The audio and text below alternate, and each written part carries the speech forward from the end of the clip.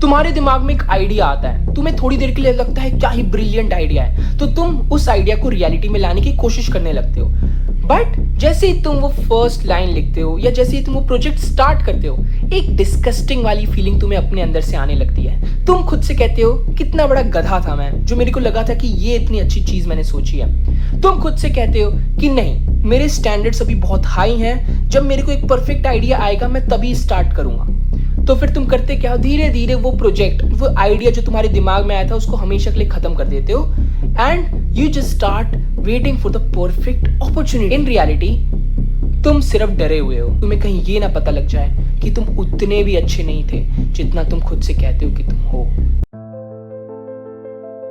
16th century में एक painter और स्कल्पचर हुआ करते थे, माइकल एंजेलो। इनको उस टाइम पे भगवान की तरह पूजा जाता था, बट ये बंदा अपने अंदर जितनी नफरत भरे रखा था उसकी कोई सीमा नहीं थी। He used to sleep with his boots on. He used to go without washing for weeks. Even he used to despise his own reflection. और ये सारी नफरत उनकी दिखती थी उनकी पेंटिंग्स और उनके स्कल्पचर्स में। एक बार की बात है, वो एक स्टोन में कार्विंग कर रहे थे for his upcoming masterpiece Florentine Pieta. तो होता क्या है कि उनका जो विजन था वो पत्थर मैच नहीं कर पा रहा था एंड ही कुडंट बिलीव कि उनका विजन और उनके अब हैंड्स अब वो कोऑर्डिनेशन नहीं रख सकते थे जो कुछ टाइम पहले था। तो गुस्से में आके उन्होंने हथौड़ा उठाया और जीसस क्राइस्ट के हाथ और पैरों को दोनों को चकनाचूर कर दिया। अपने आखिरी टाइम पे वो अपने सर्वेंट को बुलाते हैं और अपनी डजन्स ऑफ पेंटिंग्स को बर्न करने का ऑर्डर दे देते हैं। पता है क्यों? ताकि दुनिया कभी भी उनके मिस्टेक्स ना देख पाए, ताकि वो कभी भी दुनिया को ये ना दिखा पाए that he was also not perfect.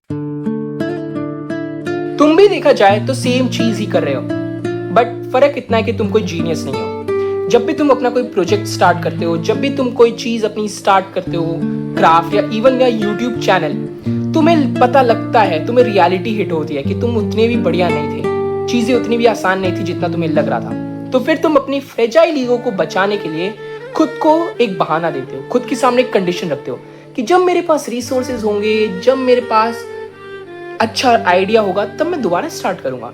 और होता क्या है कि वो आइडिया कभी आता नहीं है और वो आइडिया हमेशा तुम्हारे दिमाग में, जो कि कुछ बेहतरीन हो सकता था, खत्म।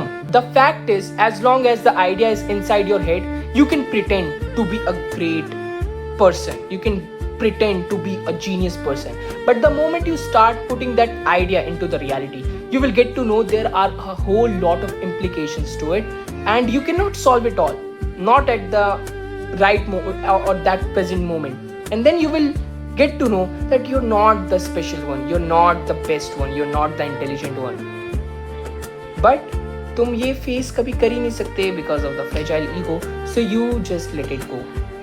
मेरे को कैसे पता है? क्योंकि मैं भी करता था। ये वीडियो भी पॉसिबल ही नहीं होती अगर मैं वेट कर रहा होता फॉर द परफेक्ट लाइट और even for the perfect script. With that, Anubhav Mishra signing off. Thank you so much.